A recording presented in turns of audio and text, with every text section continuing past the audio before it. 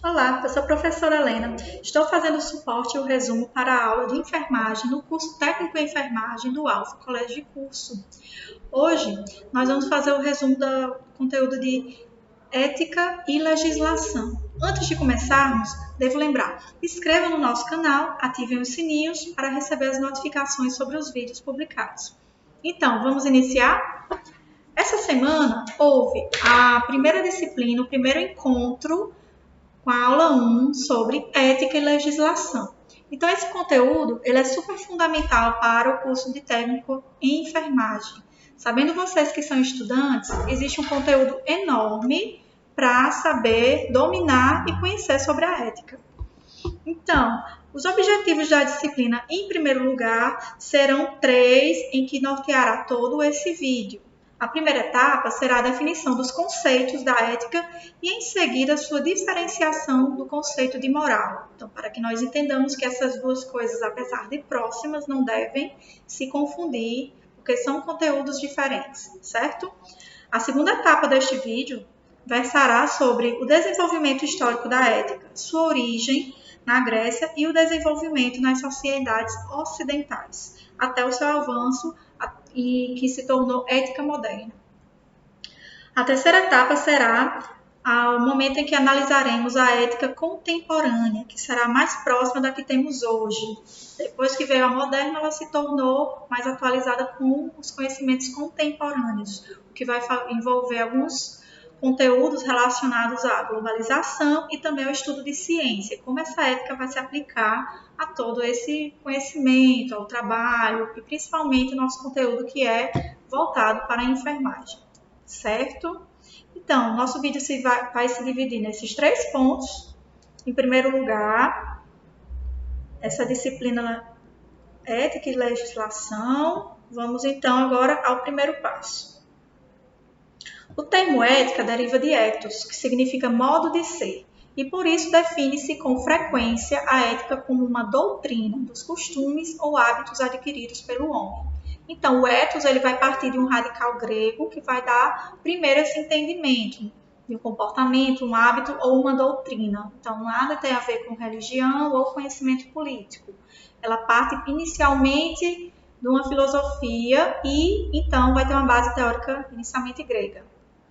Ela permite que haja um equilíbrio e bom funcionamento social no que concerne todo o equilíbrio entre pessoas, direitos, deveres, a política, a organização e o modo de agir entre as pessoas para que haja então a harmonia e segurança entre elas. Além de tudo, com respeito, possibilitando que ninguém seja prejudicado. Sendo assim, embora não possa ser confundida com as leis, está relacionada com o sentimento de justiça social. Então, independente de que algo seja considerado lei, ou seja, até mesmo graficamente descriminalizado em algum código penal, às vezes não é considerado de bom tom ou correto. Então, a ética ela vai muito versar sobre o que considera-se correto, bom, o ideal a se fazer. Então, por mais que não se criminalize determinado ato, é importante haver uma reflexão sobre se aquele ato é correto ou até mesmo necessário.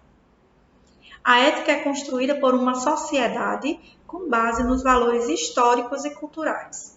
Do ponto de vista da filosofia, ela é uma ciência que estuda os valores e princípios morais de uma sociedade e seu grupo. Então, por mais que tenhamos o entendimento de que ela vai estar um pouco aproximada da moral, ela vai envolver alguns setores que vão partir de uma herança cultural. Então, por mais que seja conhecida essa moral, pode variar de uma comunidade a outra. Então, nós temos um planeta muito grande em que as comunidades elas vão divergir sobre determinados assuntos, sobre determinadas decisões. Então, toda uma cultura, uma historicidade e um hábito cultural relacionado a uma cultura, aldeia, vai ser envolvido no caráter moral, que também vai estar um pouco relacionado com as ações, uma atitude ética deste ser humano. Lembrando que, por mais que este ser humano seja individual, a ética ela vai envolver um comportamento individual que vai culminar num bom equilíbrio social. Então, é aquilo que você faz individual que vai gerar um bom equilíbrio do coletivo. certo? Então, o coletivo e o individual, eles vão se juntar. Quando o individual funciona, o coletivo harmonicamente vai funcionar. Cada sociedade e cada grupo possuem seus próprios códigos de ética. Em um país, por exemplo, sacrificar animais para pesquisa científica pode ser ético. Em outro, essa atitude pode desrespeitar os princípios éticos estabelecidos. Aproveitando o exemplo, a ética na área de pesquisas biológicas é denominada bioética. Então, é bem conhecido que as pessoas costumem saber que as pesquisas são elaboradas com base em testes em laboratório, com alguns animais de algumas espécies específicas, como camundongos, coelhos, para destinar resultados em cosméticos, medicamentos, fármacos em geral. Então, são seres vivos. Então, por que para alguns países isso pode ser considerado legal, tranquilo, para alguns outros não. Isso pode ser considerado uma agressão à vida, porque são seres vivos e podem sentir dor, sofrimento com todos esses testes. Então, essa percepção e essa noção do que é considerado correto ou ético pode variar de acordo com a cultura de cada um desses países que será envolvido nesses testes. Então, o que é bom entender disso? Qual país eu vou estar relacionando quando eu vou falar sobre esses testes? É o Brasil? É um país estrangeiro em que as pessoas entendem melhor esses testes, aceitam? Ou são países que consideram a vida extremamente sagrada e não aceitam fazer testes em animais? Então, vai haver divergências culturais sempre. Então, sempre antes de discutir sobre esse tema ou escrever algo, é importante eu me nortear sobre qual país eu estou falando. E assim eu vou me basear na lei, na cultura, nos hábitos e no posicionamento cultural de uma nação, certo? Então, partindo disso, se for o Brasil, eu vou me basear como o brasileiro enxerga isso, como o nosso Código Penal enxerga, como a nossa moral pensa, reflete sobre isso. Será que já há uma opinião formada? Então, além disso, além dos princípios gerais que norteiam o bom funcionamento social, existe também a ética de determinados grupos ou de locais específicos. Podemos citar a ética médica, ética de trabalho, ética empresarial, ética educacional e a ética nos esportes, ética jornalística e ética na política. Então, cada profissão ela vai ter um procedimento, um código, digamos assim, que vai nortear o que é considerado correto. No caso dos assuntos relacionados à saúde, a bioética vai refletir sobre como existem e como devem ser demarcados e cumpridos os limites quanto à vida, quanto aos experimentos, quanto aos testes, quanto à questão genética, a questão da autoria de material genético, várias outras coisas. No jornalismo, vai ter uma ética sobre o posicionamento do jornalista ou não sobre determinada notícia. Entre professores, entre psicólogos, vai ter que haver um sigilo. Entre os médicos, tem que haver um sigilo entre o paciente e o médico. Então, essa ética ela vai nortear um comportamento para que ele seja organizado socialmente, para que todos sigam, para que de fato espere-se e ocorra uma harmonia entre todos esses grupos, correto?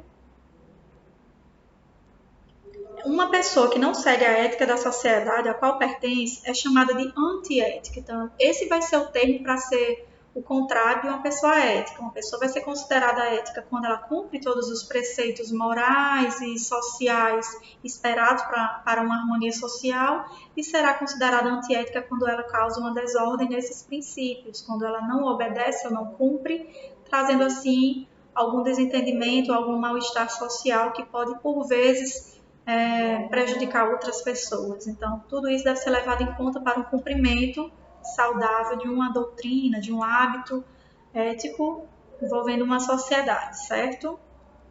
Então, será chamada de antiética. Assim como o ato praticado. Se eu pratico um ato que não é considerado pela ótica da ética correto, eu serei considerada, adjetivada como uma pessoa antiética, já que eu não prezo por atitudes, atos e ações éticas. Então, dentro da enfermagem dos cursos de saúde, o procedimento ético deve ser cumprido à risca. A ética tem sua importância inquestionável, pois trabalha com responsabilidade do ato moral. Então, a responsabilidade se refere ao autor sobre seu ato, por isso que ele tem que estar rente a alguns preceitos de leis e morais para que não estabeleça um deslize. Ou seja, a decisão de agir numa situação correta, numa situação concreta, é um problema prático-moral.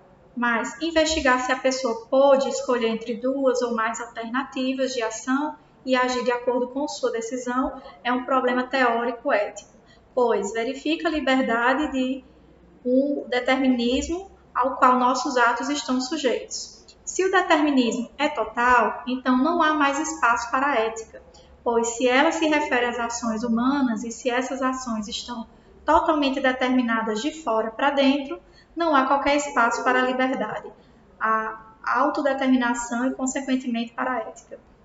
Então, o que é que eu devo entender sobre isso? Eu devo entender que, primeiramente, uma situação prático-moral vai exigir daquele autor que está destinado naquela situação, no momento, naquela situação concreta, tenha uma decisão correta. Para que isso, ele tem que ter uma boa reflexão, analisar as possibilidades de decisão, refletir, analisar e saber o período mais correto sobre como atuar. Que decisão eu devo tomar que vai atender corretamente esta pessoa, esta situação? Então, essa é a decisão prático-moral que essa pessoa vai tomar. Depois disso, vai vir a questão teórica, pois a questão teórica ética é diante de um conhecimento científico ou de um comportamento, de uma atitude padronizada para um determinado fim, qual será a atitude deste sujeito envolvido nesta situação concreta? Ele deve, então, agir de acordo com como manda o procedimento, não descumprir a base teórica que ele aprendeu, não descumprir os limites e os procedimentos para que se haja o cumprimento de uma ética correta. Quando esse sujeito resolve, de uma maneira individual, não cumprir um conceito ético ou mesmo na situação prática moral, ele não toma uma decisão correta, ele vai estar incorrendo em atos antiéticos, o que pode prejudicar tanto o exercício da profissão, quanto até mesmo a sua própria pessoa enquanto profissional, representante de uma profissão. Porque por mais que a pessoa seja um ser individual em exercício da função, ele está representando toda uma área social, como por exemplo a área da saúde. Não pode um único técnico em enfermagem ou um enfermeiro agir de uma maneira diferente dos protocolos, pois ele é um representante daquela área de saúde. Deve então agir constituído do conhecimento prático e teórico para exercer corretamente o protocolo destinado a cada situação.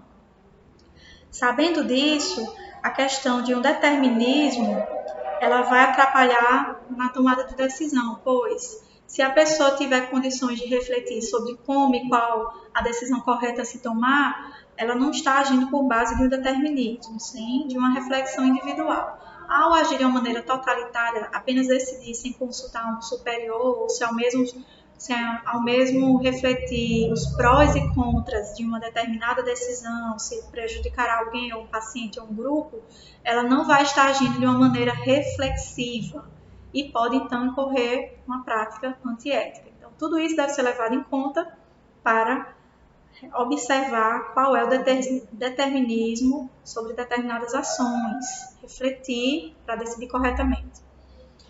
A ética não se reduz apenas ao seu aspecto social, pois à medida que desenvolvemos nossa reflexão crítica, passamos a questionar os valores herdados e então decidimos se não pode faltar bioética e enfermagem, aceitamos ou não as normas. A decisão de acatar uma determinada norma é sempre fruto de uma reflexão pessoal, consciente, que pode ser chamada de interiorização.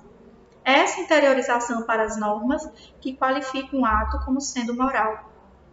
Como, por exemplo, existe uma norma no Código de Trânsito que nos proíbe de buzinar diante de um hospital. Podemos cumpri-la por razões íntimas, pela consciência de que os doentes sofrem com isso. Então, por mais que não haja, como eu disse de início ao vídeo, uma criminalização de determinados atos, existe também uma questão de até mesmo bom senso no sentido de você refletir de acordo com o pensamento moral, se um barulho ou um determinado excesso de buzinações, de buzinas de trânsito em frente a um hospital onde há enfermos e pessoas com alguns problemas graves, se é adequada a situação. Então, se existia uma possibilidade de buzinar ou realizar um barulho, um carro de som em um outro determinado local, refletir por que não. Então, não é interessante que se faça, não é corretamente ético, porque por um pensamento individual que vai pensar num coletivo além de nós, né? Porque eu não vou estar localizada na situação do enfermo dentro do hospital e sim no trânsito, então a situação além de mim, a situação externa a mim, eu individualmente devo pensar e me colocar num pensamento moral se seria correto ou não. Por mais que o Código de Trânsito normatize que não é interessante, não é bom, não é orientado, é preciso que a pessoa tenha tomado a decisão correta partindo de uma reflexão, correto? Então, tudo isso envolve pensamento, reflexão. Nesse caso, houve uma interiorização da norma, quando você começa a internalizar alguns conceitos e valores e começa a agir de uma maneira natural. Primeiramente, a gente estuda determinado conteúdo teoricamente, existe alguém ou algum padrão, curso que vai nos ensinar, até mesmo comportamento social, também através dos valores sociais de uma família ou de uma tradição local, também nos ensina, faz com que nós absorvamos determinado conhecimento ou hábito cultural. Diante disso, a gente internaliza, interioriza e passa então a agir naturalmente, reproduzindo o mesmo ato, pois se torna publicamente e coletivamente considerado correto, moral e ético. Então, a interiorização vai tratar dessa internalização desse conhecimento para então agir em uma prática natural sobre ele. Nesse caso, houve uma interiorização da norma e o ato é um ato moral. No entanto, se apenas seguirmos a norma por medo das punições previstas pelo Código de Trânsito, não houve um processo de interiorização. E o nosso ato escapa do campo moral. Conforme afirmações anteriores, dizemos que a ética não se confunde com a moral. Se você for parar para pensar em situações em que eu estou sendo vista ou que eu posso ser punida, então eu vou agir cumprindo os preceitos de uma orientação determinada, então eu estou sendo ética. Se eu agir em momentos em que eu não estou sendo vista ou não posso, então, por isso, não ser punida, então eu vou agir de uma maneira diferente, como, por exemplo, furar o sinal vermelho, não usar máscaras, né, de proteção contra doenças em público, fraudar um troco, algo assim. Então, se eu ajo assim, sabendo que não vou ser pega ou posteriormente punida, porque não estou sendo vista, então eu não internalizei o conhecimento e uma prática, eu não interiorizei uma moral ética. Isso quer dizer que eu sou apenas cumpridora das regras e dos ritos sociais quando eu estou frente às pessoas que podem me observar ou até mesmo me punir. E quando não, eu ajo de uma maneira diferente. Então, eu não estou sendo um sujeito que interiorizou o conhecimento ético. Não estou agindo de uma maneira moralmente ética. Moralmente seria o que seria aprovado pela sociedade. Então, eu vou estar sendo moralmente ética e agindo de uma maneira interiorizada, com esse conhecimento já internalizado e interiorizado, quando eu começo a agir naturalmente em todos os momentos, cumprindo algum preceito moral ou ético, independente de estar sendo vista, ter sido vigiada, fiscalizada ou puder ser ou não punida. Em todas as duas situações, sendo vista ou não, eu vou agir da maneira igual. Então, sim, nesse caso, o sujeito interiorizou o conhecimento ético. Já o preceito de moral, digamos que o conceito de moral, ele vai divergir um pouco sobre o da ética. A conceituação de moral, por sua vez, abrange os costumes, ou seja, representa o conjunto das regras de conduta admitidas numa época ou por um grupo de homens. Ela distingue do que é investigado no campo ético, na medida em que este último domínio se ocupa de uma moral ligada aos fatos, incorporando valores aceitos pelo homem ao se interrelacionarem socialmente. Essa afirmação é de Sklar, 2008. Seguindo esse sentido, a ética pode ser compreendida como propõe Sanches Vasques, 2002, página 23, de teoria ou ciências de comportamento moral dos homens em sociedade. Ou seja, teoria, abre aspas, teoria ou ciência do comportamento moral dos homens em sociedade. Então, quando eu vou me referir a esse comportamento moral dos homens, então eu vou relacionar tudo que é considerado correto, errado, por uma visão da moral, já não da ética, envolvendo ou não as leis ou o código de punição penal. Por quê? Como, por exemplo, nem tudo que está na lei, como eu já venho dizendo, pode ser considerado crime ou antiético. Digamos que um político sobre o poder de estar em um mandato tem direito a um cartão corporativo. Diante disso, ele terá um limite de gastos mensais que aquela função pública lhe permite. Ok. Diante disso, este determinado político irá gastar, por vezes, o excedente até do limite. Então, se ele, digamos que tem uma cota de 20 mil para poder gastar durante seu trabalho, deslocamentos, condições de moradia de uma casa, tudo isso, viajar terno, né, todos os auxílios que os políticos têm, ele ainda extrapola esses gastos em excesso, digamos que não há nenhum crime incorrido nesta atitude. É como aquela afirmação que parece bem duvidosa, mas na verdade ela é muito correta. É certo? É errado? É errado? Não é, mas certo também não. Então, de um olhar de acordo com a lei, se eu for olhar esse caso de acordo com um olhar legal, não é errado, não é considerado crime, visto que esse cartão corporativo lhe dá direito a constituir esses gastos pagos pelo Estado através dos impostos. Mas é ético? É moral? Visto que ele já tem tantos auxílios e um salário tão favorável às suas condições, e será que ele gastar menos, economizar o dinheiro público, não seria considerado mais moralmente correto do que extrapolar os gastos? Fica nisso o questionamento, justamente. Errado? Não é, mas certo também não. Não é certo no sentido de moral, moralmente correto, entendeu?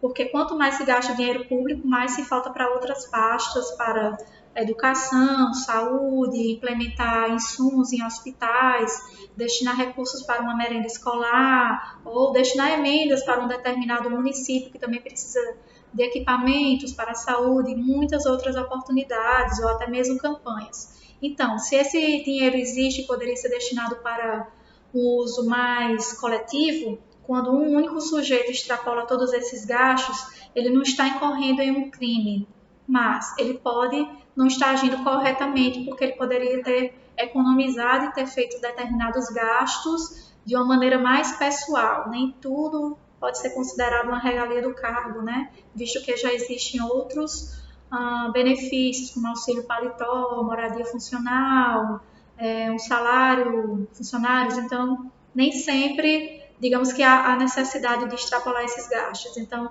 este exemplo é para ilustrar que justamente é uma diferença grande no que há considerado no Código Penal, ou nos hábitos assim que seja crime ou não, e também no que se considera correto ou não. O que moralmente nós consideramos errado, de uma maneira coletiva, individual, que vai consequentemente influir na concepção coletiva, é considerado um pouco fora da moral.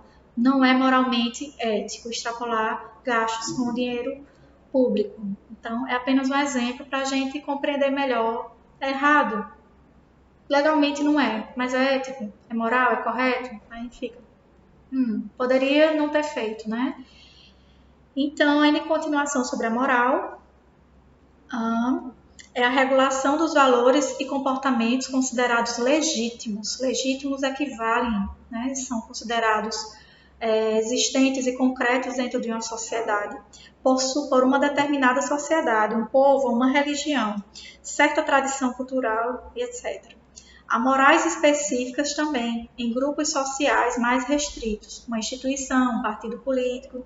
Então, numa determinada instituição de ensino existe um determinado padrão de comportamento, uma legislação apenas daquele setor ou num determinado hospital, numa determinada ala, há determinados hábitos e procedimentos, né, uma ala da saúde. Então, para cada caso, eu devo olhar qual é a comunidade envolvida naquele hábito cultural, ético, moral, ou se aquele hábito é considerado legítimo ou não por aquela comunidade.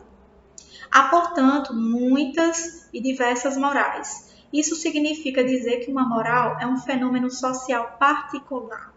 Por mais que seja social, é particular no sentido de uma determinada aldeia, comunidade, grupo, porque podem divergir entre grupos. Então, cada grupo pode, por si, adotar uma determinada moral que considere correta, e uma outra que considere correta também, só que diverge A e B. Um grupo vai divergir do outro grupo. Por isso que é considerada particular, que não tem compromisso com a universidade, isto é, o que é válido e de direito para todos os homens, exceto quando essa moral é violada. Nesse caso, poderia ser justificada como universal ou supostamente válida para todos. Então, só para repetir, há, portanto, muitas diversas morais. Isso significa dizer que uma moral é um fenômeno social particular que não tem compromisso com a universalidade, ou seja, de uma maneira geral. Não universalidade de uma maneira geral. Por mais que eu tenha grupos, um comportamento válido para um determinado grupo não vai agir com o mesmo valor em todos os outros grupos. Por isso que não é uma universalidade, uma harmonia, um hábito geral, que eu possa considerar geral, e sim de uma comunidade, porque elas podem divergir de hábitos, né? E do que consideram moral ou fora dessa moral.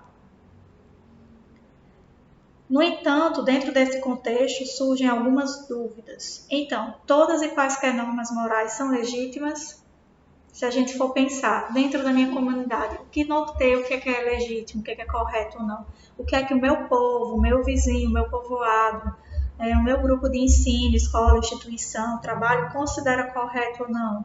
Então, eu posso começar a refletir por aí, dentro do grupo, da sociedade, da pequena sociedade em que eu estou inserida, o que é que esse grupo considera correto ou não? Então, se eu vou conhecer um pouco, será que é legítimo, será que não é?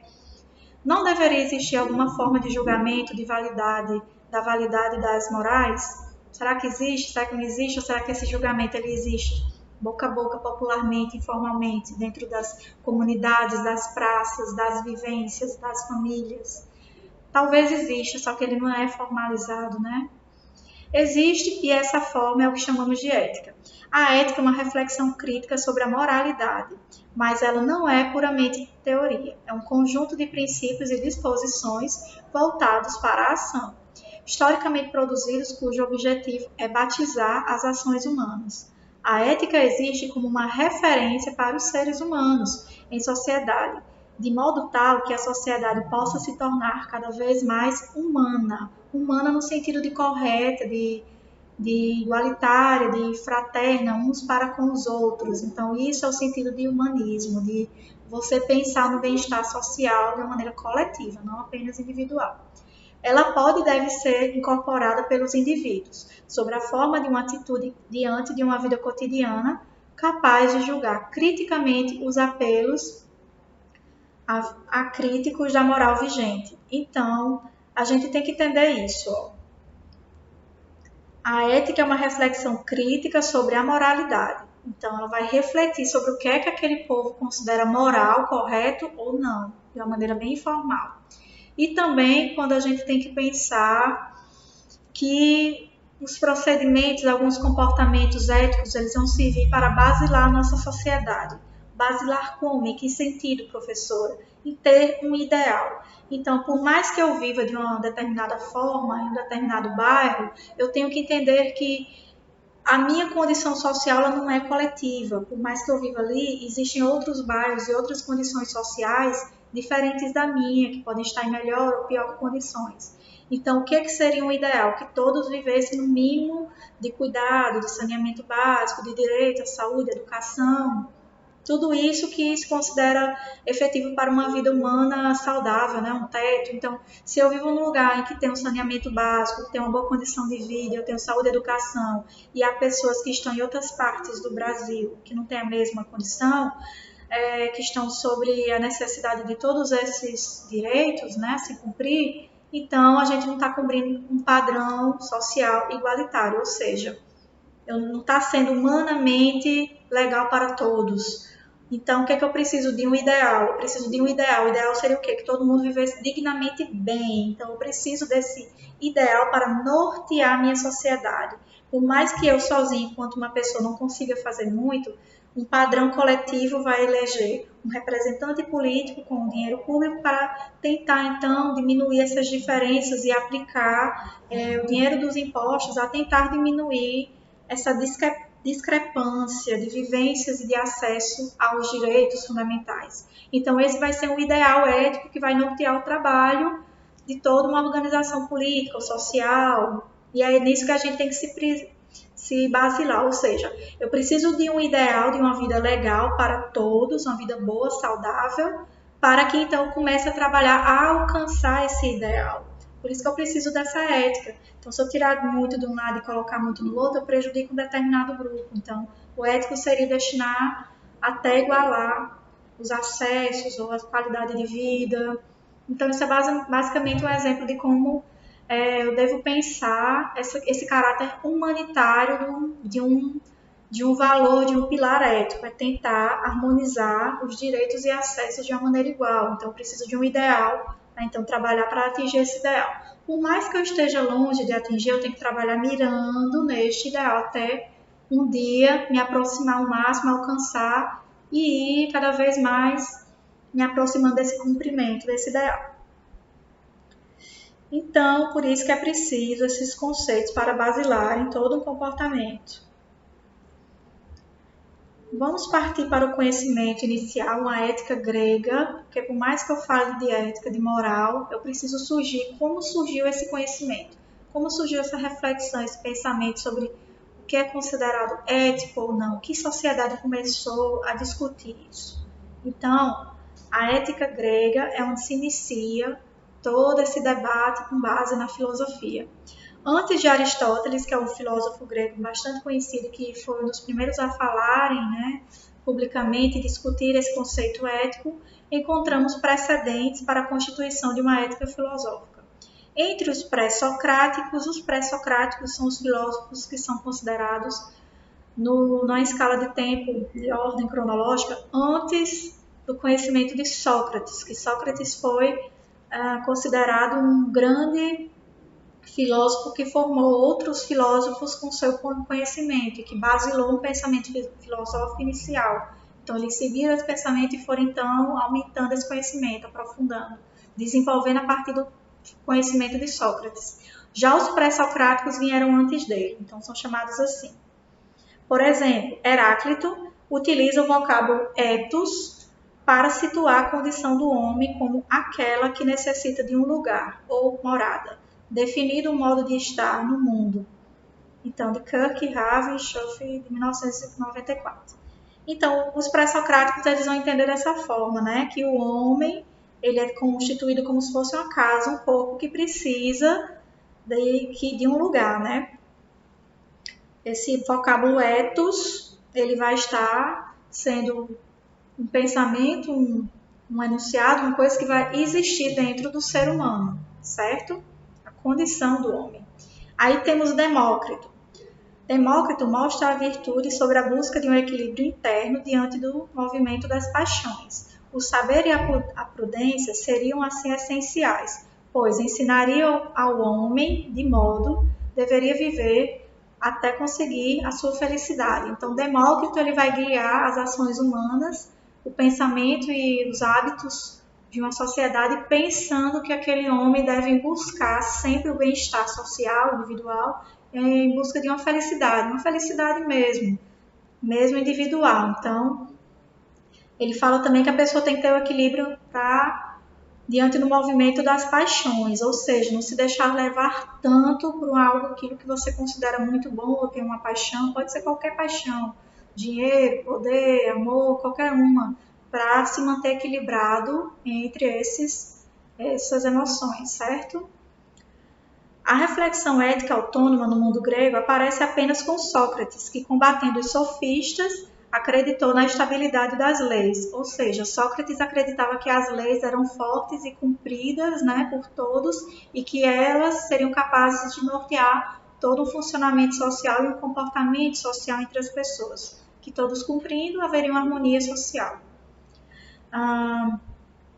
Então, ele acreditou na estabilidade das leis, né, na força, no estável das leis, dos princípios verdadeiros e universais das normas. Ele acreditou que as normas são fortes o suficientes para basilar o comportamento humano e conferindo a elas um valor intrínseco, ou seja, aquilo que está além do que nós podemos ver, aquilo que está além das nossas escolhas e ações. Devemos cumprir todos. A partir dele, o termo ética se afasta tanto do sentido originário de morada quanto de equilíbrio das paixões, tal como Heráclito e Demócrito, respectivamente entendiam. Então, ao invés de pregar a questão do equilíbrio entre as paixões ou da busca pela felicidade, ele entende que tudo vai ser basilado pelas normas e pelas leis. Então, essa é a reflexão de Sócrates.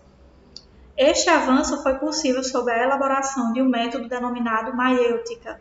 Tem como significado dar à luz, um parto. Então, seria um acesso, um conteúdo referente a esse significado, dar à luz. Então, a maiêutica seria uma abertura de conhecimento, uma luz sobre determinado assunto. Então, seria um parto intelectual da procura da verdade no interior do homem, que levasse os diversos cidadãos a uma vida virtuosa.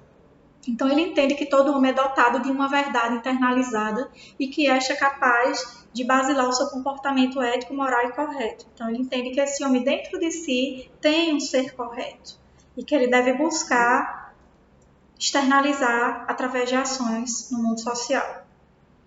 Sua filosofia critica o dualismo ontológico de Platão. Platão já é um outro filósofo que já veio depois, isto é, a separação dos mundos sensível e inteligível. Para Aristóteles, existe uma correlação entre ser e bem. O bem se relaciona com a essência de cada coisa. O objeto da ética consiste em investigar as características do bem, da perfeição e da felicidade que são atribuídas ao homem, com o fim de ajustá-los à orientação prática da conduta humana. Segundo Aristóteles, o homem deve contentar-se com o ser e o bem que possui, pois está limitado essencial e temporariamente pela sua substância mortal e corruptível. Então, ele entende que o homem ele não deve ser tão ganancioso, que o homem é de fato bom, então que ele busca coisas, mas que ele é capaz de se satisfazer com determinadas coisas, e não com a necessidade de muita coisa. E visto que não adianta, digamos, acumular muitas coisas ou muitos bens ou muita fortuna, porque este ser que vai ser o acumulador de toda essa gama de objetos materiais, ele é um ser que ele é perecível, ele logo vai embora, ele não vai viver muito tempo nesse mundo, então não vale a pena ter tanto e tanto material, que isso não vai ser um fator fundamental para um bem-estar. Ele entende assim, que essa acumulação ou a busca através apenas de um bem-estar por meio de materiais não vai ser suficiente, pois é uma vida que vai se esvair em tão pouco tempo, então o material não é suficiente. Ele entende que o bem, o homem, a essência do bem do homem está dentro dele mesmo. O conceito de realidade, assim, condiciona a formulação da ética aristotélica. Então, a realidade, ou seja, o que você tem, a sua conformidade com a sua vida, com suas condições. Então, Aristóteles ele vai buscar mais o real como um campo de nortear suas ações, atitudes e como ver a vida e o comportamento humano. Então, Aristóteles é o que vai ser mais rente a um conceito de realidade, do que se pode ter, do que se consegue ter, de como viver bem com aquilo e apenas você não, digamos, não devanear muito, apenas se identificar com aquilo que de fato está acontecendo na sua realidade, daquilo que é possível. Então, o conceito de realidade, assim como condiciona a formulação da ética aristotélica, dominada por um relativismo radical.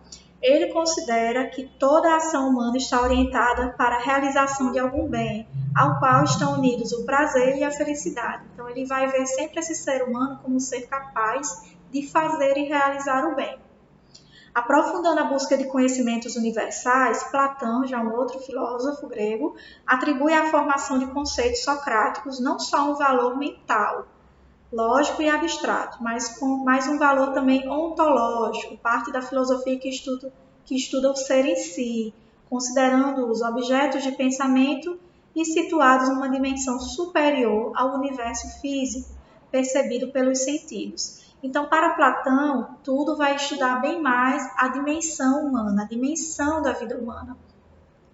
o ser em si. Ou seja, para ele, esses pensamentos e essa dimensão humana é que vai ser norteadora de todos esses sentidos, vai ser percebido pelo universo físico e pelos sentidos. Então, ele vai tentar fazer uma harmonia entre corpo e sentidos, sentimentos, entre o que há na cabeça e o que há no corpo físico, é o corpo e o espírito, digamos assim. Desta maneira, a realidade fica dividida para ele em dois mundos distintos e contrapostos, ou seja, dois mundos e duas realidades diferentes, que serão um superior, invisível, eterno e imutável das ideias subsistentes, outro físico, visível, material e sujeito à transformação. A ética platônica gira em torno da aspiração dos homens à felicidade. Então, como entender esse conteúdo? Para detalhar, vamos aqui fazer os opostos primeiro. A realidade fica dividida para ele em dois mundos distintos e contrapostos. Um primeiro mundo vai ser superior, invisível, eterno e imutável. Então, será tudo que pode ser relacionado, digamos, às crenças, aos sentimentos, aos mitos, às ilusões, às sensações, a tudo que está além de nós, a tudo que não é considerado físico e terreno. O segundo mundo, sim, ele considera imutável das ideias subsistentes, ou seja, se ele acredita em Deus, essa ideia de que ele acredita em Deus não vai mudar, se ele acredita em amor, não vai mudar. Então, são ideias imutáveis, ou seja, elas não vão sofrer transformações. Já o outro mundo vai ser mais físico, vai envolver mais o homem no seu sentido corporal. Visível é tudo aquilo que é concreto, é possível de pegar, tatear, tocar, alcançar, enxergar. Material, aquilo que também é sólido, concreto e sujeito à transformação. Então, o que é que pode estar sujeito à transformação? O ser humano, a natureza, os objetos. Então, existem dois mundos, um que vai ser mais estável, que é mais invisível, ele existe mais no campo do invisível, e um outro que é mais concreto e pode ser transformado. Ele está mais no campo do físico, então existe um mundo que não é físico e o mundo que é físico. Então, para ele, vai ser esses dois mundos. E aí a gente entra na ética cristã e moderna, que já vai ser uma outra evolução partindo desse conceito grego, que são os clássicos. Então, esses conceitos dos filósofos gregos, Aristóteles, Sócrates, Platão, eles vão ser uma filosofia grega clássica, são as iniciais que vão debater sobre esse assunto. E aí, nessa área moderna, já vai começando a entrar um outro pensamento, mediante mais a propriedade, a vida social, a um outro movimento social relacionado ao trabalho e à economia. A transformação do cristianismo na religião oficial de Roma, no século IV, trouxe novos sentidos para as doutrinas éticas gregas. Então, toda aquela parte histórica do cristianismo invadindo grande parte das nações e a Europa, na Itália, Roma, sendo todos esses transformados em nações cristãs, coloca também em xeque todo um comportamento social. Então, tudo que era considerado moral, correto, legítimo, já passa a movimentar-se de acordo de uma nova política. A religião, então, ela vai centralizar os meios de discussão, a voz, o olhar moral sobre determinadas ações. Então, a religião vai basilar orientações, guias para um determinado comportamento humano, social, com preceitos relacionados à sua crença do cristianismo, né? A sua crença bíblica, aos mandamentos, a toda uma base teórica cristã. O período medieval caracteriza-se por uma profunda fragmentação econômica e política. Por que uma fragmentação? Porque essa política, essa economia de um país, ela não era forte, ela não era muito organizada nos países. Então, a igreja ela vai ter poder de posse de terras, também de influência, grande e forte influência, até por ser portadora de grandes posses de terra, ela tem poder de decisão e também tem poder de influência sobre o clero, que vai ser o clero, que é o seu grupo, e sobre os reis, que são os nobres, que são quem vão tomar algumas decisões políticas sobre determinado país, feudo ou nação. Então, a posse de terra, a movimentação do trabalho, e como esse trabalho vai ser conduzido a partir daí vai passar então por uma influência de uma ótica cristã, de uma ótica religiosa.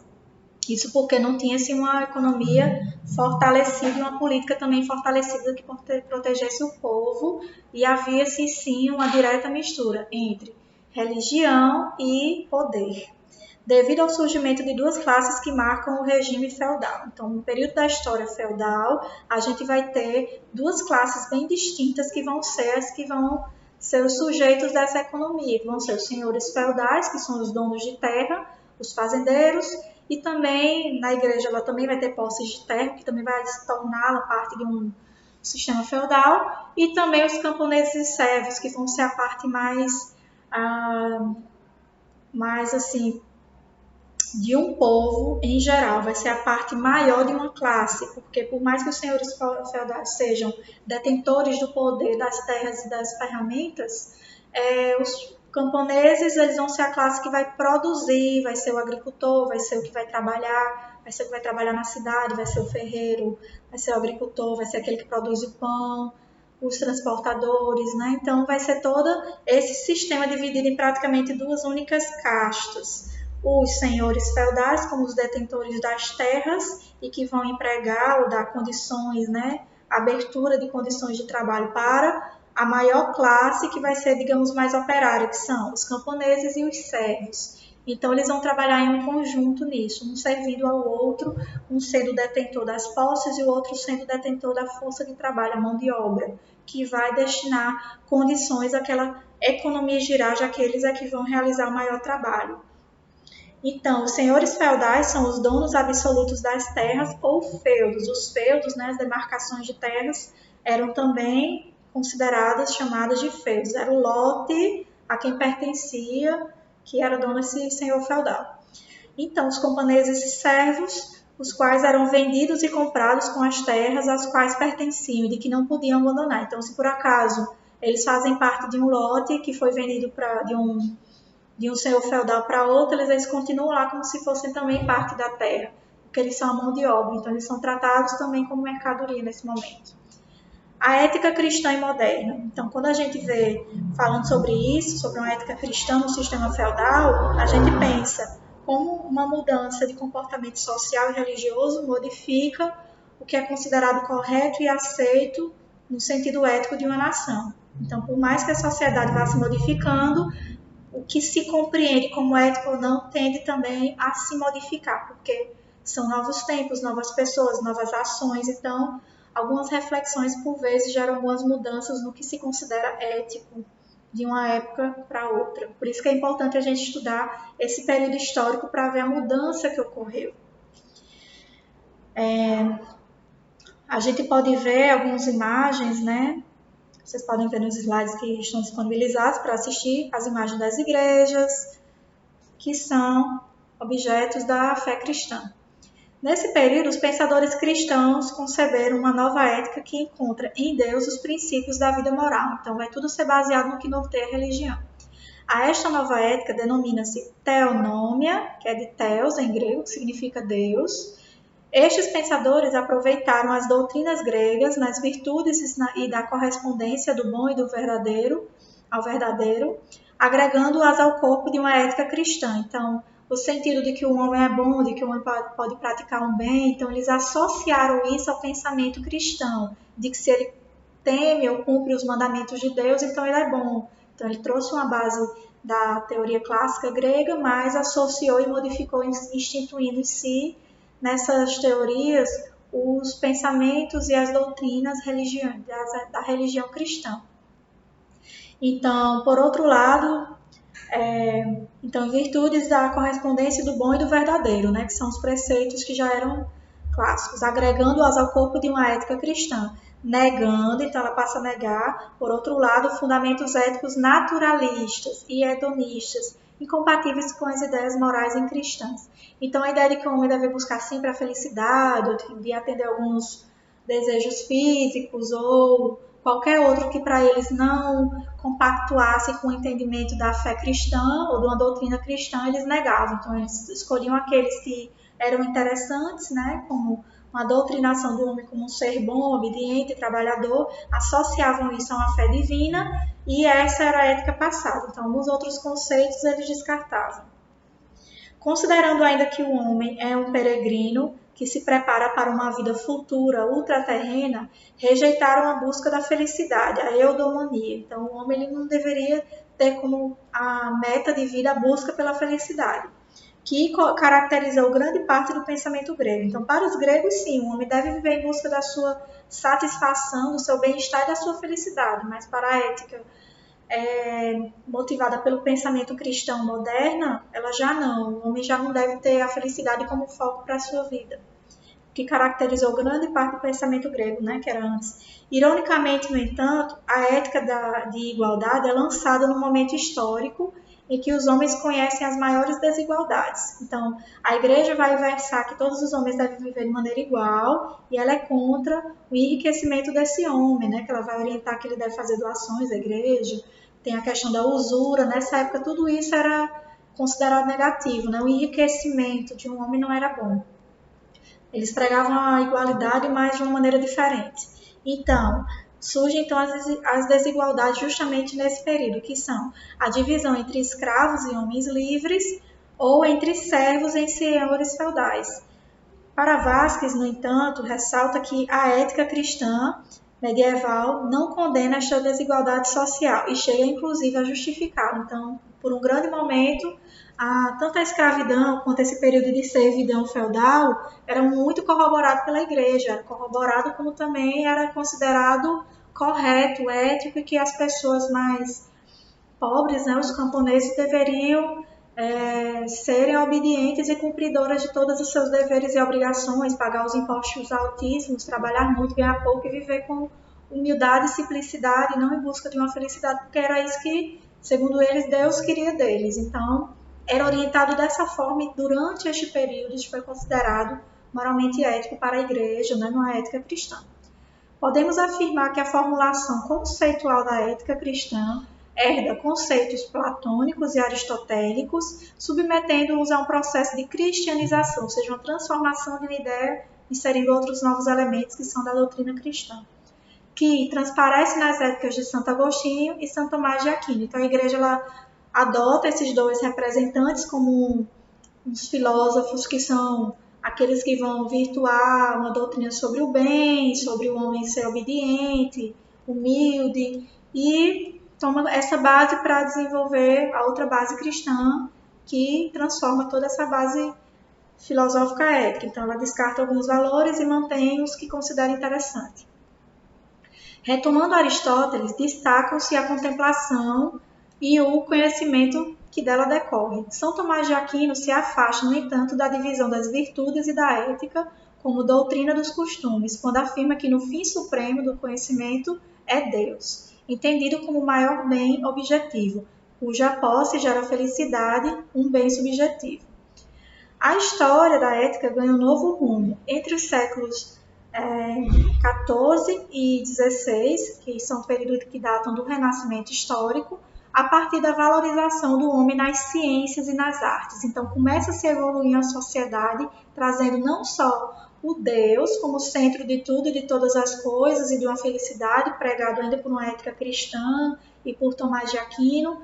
Então, no Renascimento, depois de um largo período de alguns problemas sociais, como guerras, pestes e toda uma crise de alimentação, o homem começa a ser inserido devido ao avanço da ciência e das artes como meio central de tudo. Então, tira-se Deus do campo central das coisas e do foco da vida dos seres humanos e começa a se colocar o homem.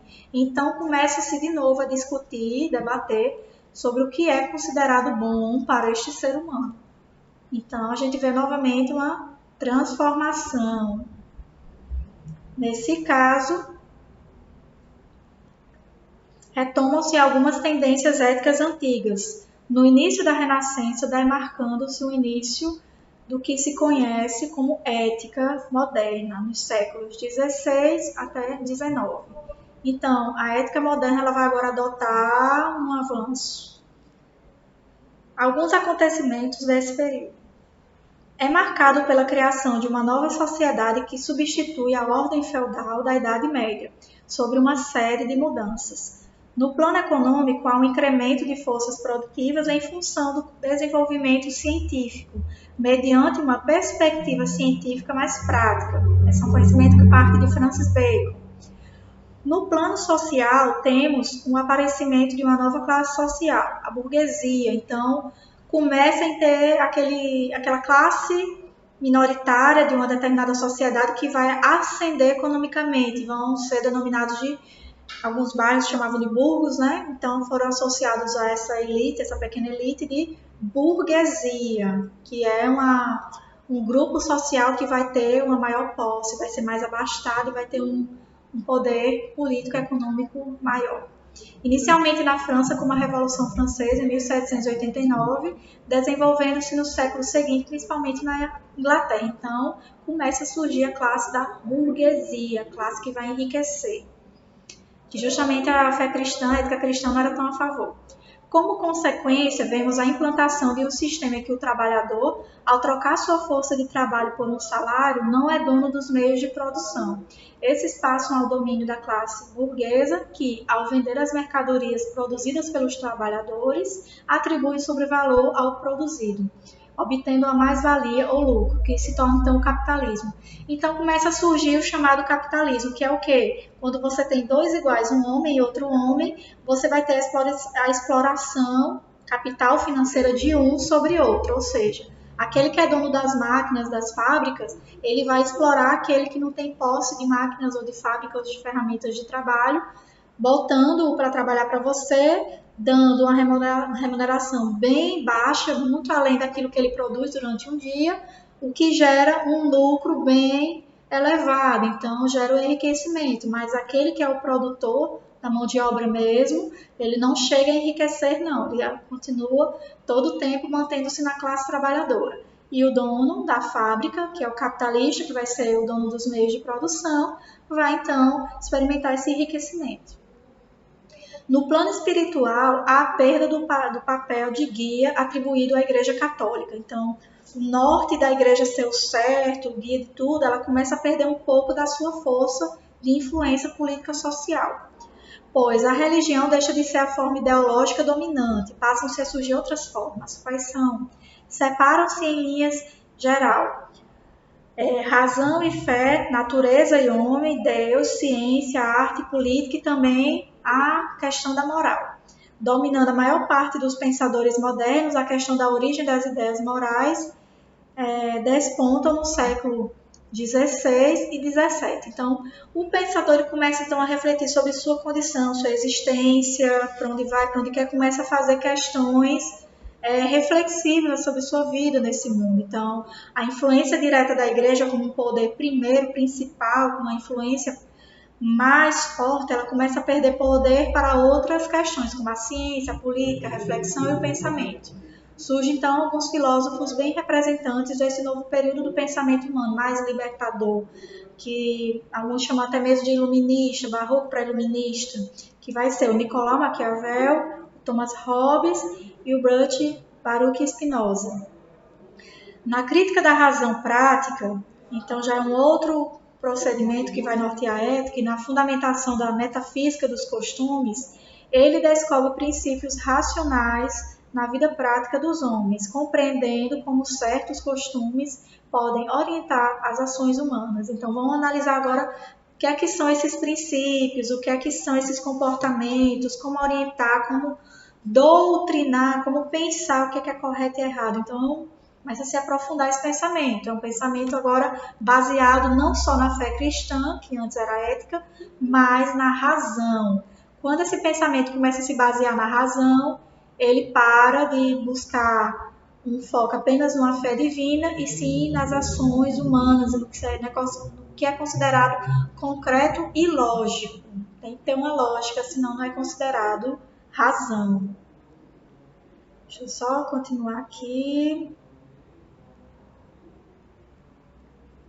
Então, nessa crítica da razão pura, a gente vai ter algum filósofo representante, que vai ser o Kant, já vou falar dele.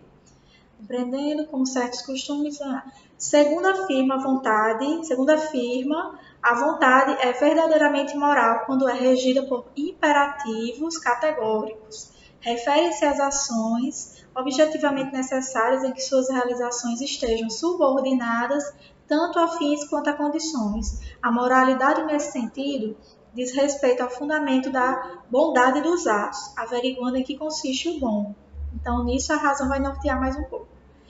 E justamente vai ter uma resposta kantiana, né? Porque essa é a primeira reflexão sobre uma crítica da razão, e então entra o filósofo Kant, que vai contrapor já com um pensamento mais elaborado. Tanto que Kant, o filósofo alemão Michael Kant, ele vai se tornar, Michael Kant não, é outro nome, Immanuel Kant, ele vai se tornar um dos mais corretos representantes do que é considerado ética e o que é a crítica da razão pura. Então, Kant vai falar de razão e de ética e vai ser até hoje um dos filósofos mais adotados e atribuídos para estes conteúdos. Então, Kant vai ser o maior destaque e que é consultado até hoje como um dos grandes representantes. Bem, considera-se ele mais adequado, que se aproximou mais do que aquilo que a gente considera correto hoje nesse mundo mais moderno. A resposta kantiana. O único bem em si mesmo é a boa vontade, aquela que age por puro respeito ao dever, visando sujeição do homem à lei moral, autonomia humano-moral. O dever torna-se, nesse quadro, incondicionado ou absoluto, abrangendo algo que se estende a todos os seres humanos em quaisquer tempo ou condições. Então, para Kant, a boa vontade do ser humano é o que vai nortear aquele segmento de uma ética moral, de uma lei moral. Então, duas outras contribuições para o domínio ético são encontradas ainda no século XIX. Vai ser Friedrich Nietzsche, aliás, que também, se não me engano, é alemão. Ética cristã e moderna. Para ele, analisando os valores da cultura europeia, ele os vê encarnados no cristianismo, socialismo e igualitarismo, democrático e sustentado, que são formas de uma moral a ser superada mediante a formulação de um ponto de vista além do bem e do mal. Então, para Nietzsche, é preciso que esse ser humano seja capaz de refletir além dessas questões de religião, de ética moral, pensando mais no socialismo igualitário e pensando de uma maneira mais democrática também. Já Franz Brentano, para ele, seria possível estabelecer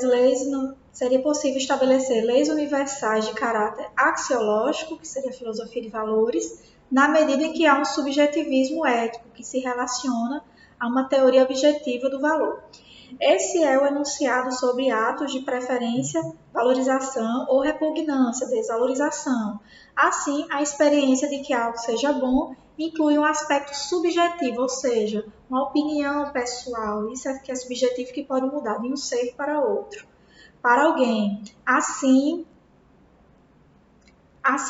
algo seja bom, assim a intenção leva o homem a preferir algo. Então, para alguém, por mais que ele considere algo bom, por mais que algo coletivamente seja considerado bom, existe um caráter subjetivo que pode modificar esse entendimento do que é bom. Então, esse caráter subjetivo é justamente uma opinião crítica mais individual, que vai modificar esse pensamento, vai pensar, vai gerar talvez uma divergência de pensamento de pessoas, né?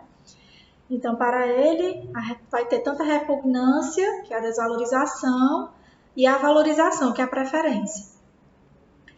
Algo que seja bom inclui um aspecto subjetivo para alguém e a intenção que leva um homem a preferir algo.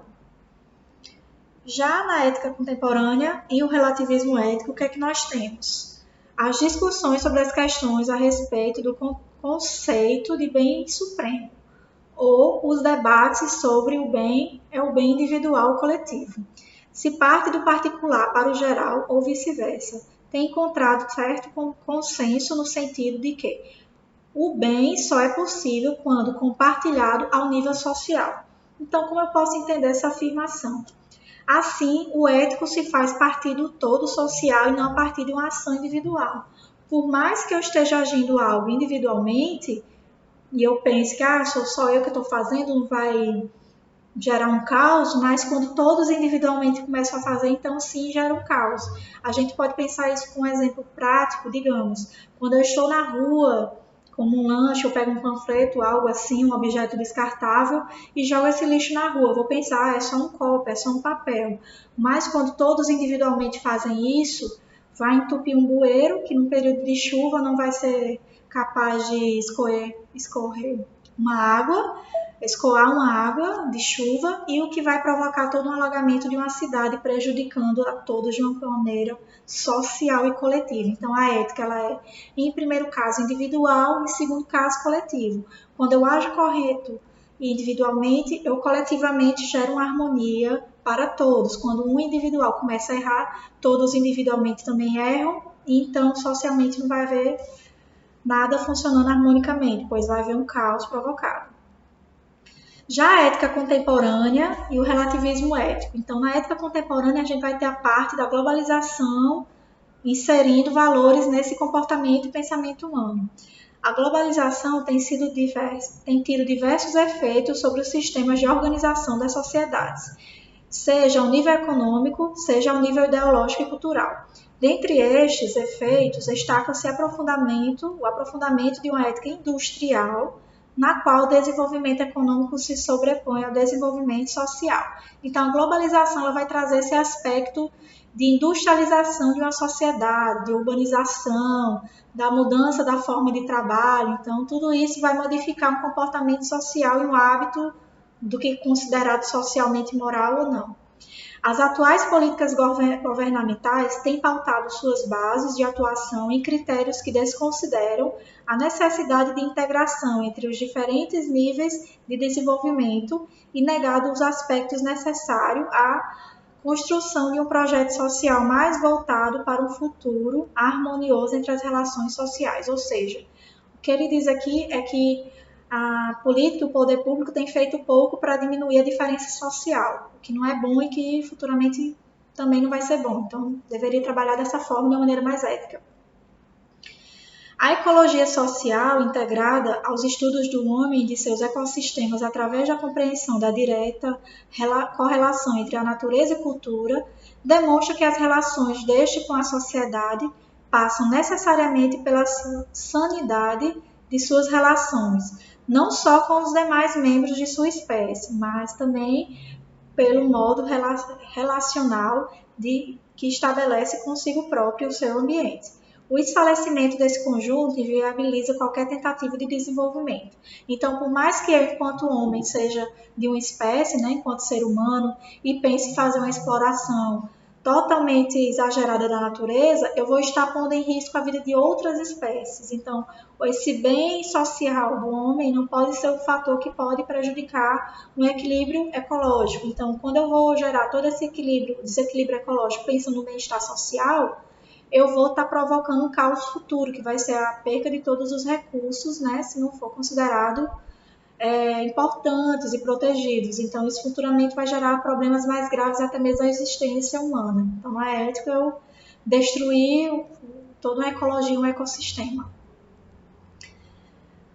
Diversos autores nos mais variados campos do conhecimento têm ressaltado a importância de estabelecer-se uma relação ética com os recursos sociais humanos e naturais, que reponha uma hierarquia de valores morais e filosóficos como parâmetros do desenvolvimento humano.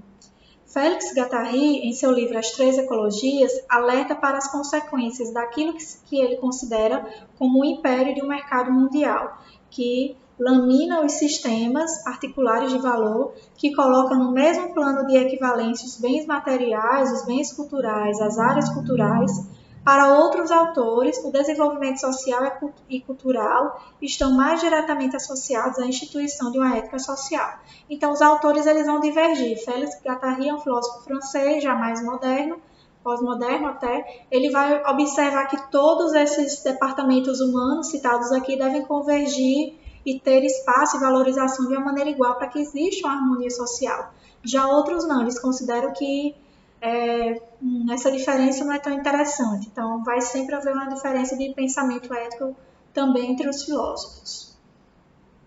Não há desenvolvimento social sem antes a formação de uma ética que baseie os pressupostos, né, que são os pensamentos teóricos de base, fundamentais de uma sociedade, e todo o problema do desenvolvimento. Segundo esses autores, reside justamente na ausência dessa ética, desse padrão de um comportamento, né, social, não apenas dos governos, mas também do próprio modelo de ciência que arbitra o sistema teórico de sustentação das políticas governamentais. Então, para alguns filósofos, é necessário que exista todo um comportamento e um padrão, pilares de comportamento e cumprimento éticos e sociais para existir toda uma preservação ecológica dos direitos, da arte, da cultura, da ciência, para que então essa política haja sobre preceitos éticos, o que então socialmente, também no período no local da natureza, seja viável para todos, seja bom o suficiente para todos esses seres envolvidos nesse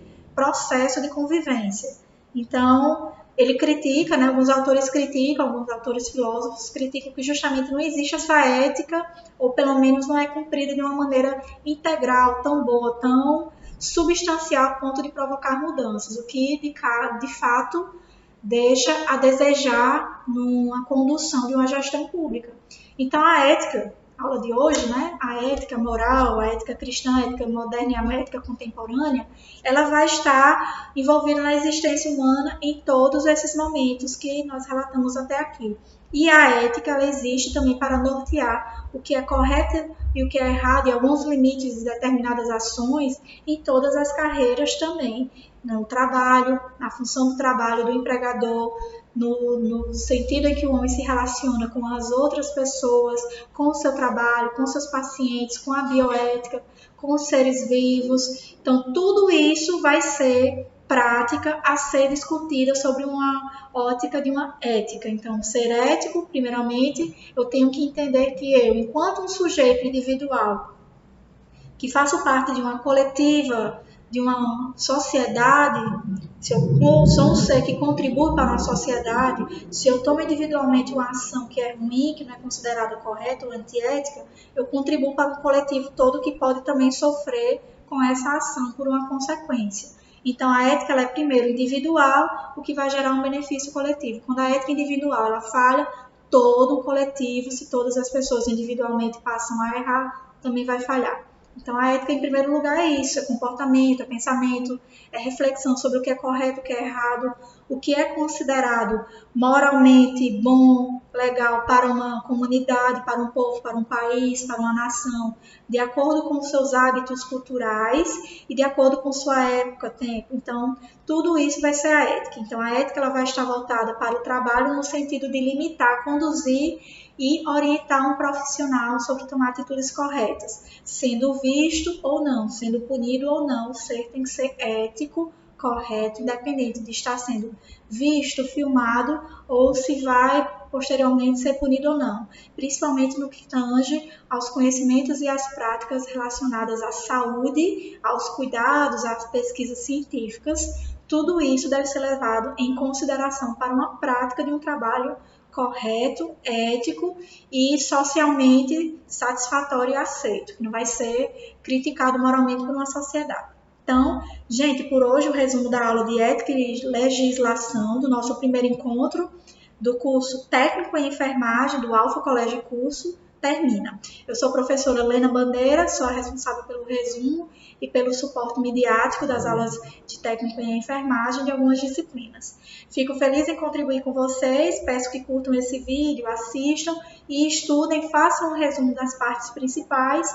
Logo mais estarei com vocês em nossos próximos encontros. Até mais, tchau!